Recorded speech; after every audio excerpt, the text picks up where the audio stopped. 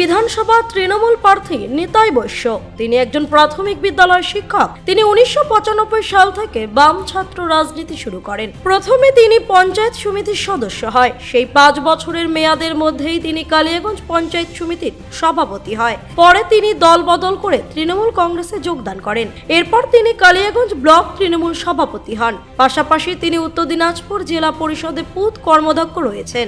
পর খাওয়া রাজনৈতিক ব্যক্তি হওয়ায় 2026 বিধানসভা নির্বাচনে তৃণমূল সুপ্রিমো মমতা বন্দ্যোপাধ্যায় কালিয়াগঞ্জ ব্লক তৃণমূল সভাপতি তথা জেলা পরিষদে পুত কর্মদক্ষ নিতাই বৈশ্যের ওপর আস্থা রেখেছে। কারণ কালিয়াগঞ্জ বিধানসভা বরাবর বিরোধীদের দখলে রয়েছে।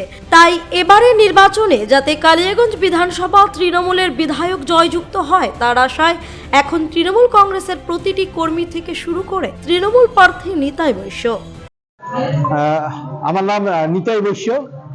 আমার পরিচয় যদি বলেন তাহলে আমি একজন শিক্ষক মানুষ এবং সবচেয়ে হচ্ছে আমি এই বিধানসভার অন্তর্গত আমি বোচেডাঙ্গা পঞ্চায়েতের বৈদলের একজন গ্রামের অধিবাসী।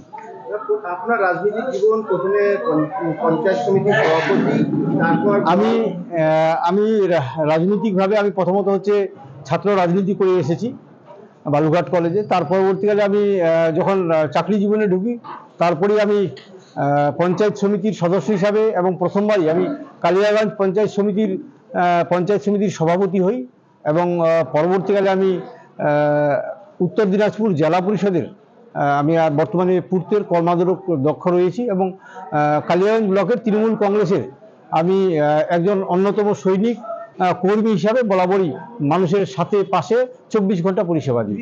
কালিয়াগঞ্জ থেকে ভাস্কর রায়ের রিপোর্ট, কুলিক নিউজ।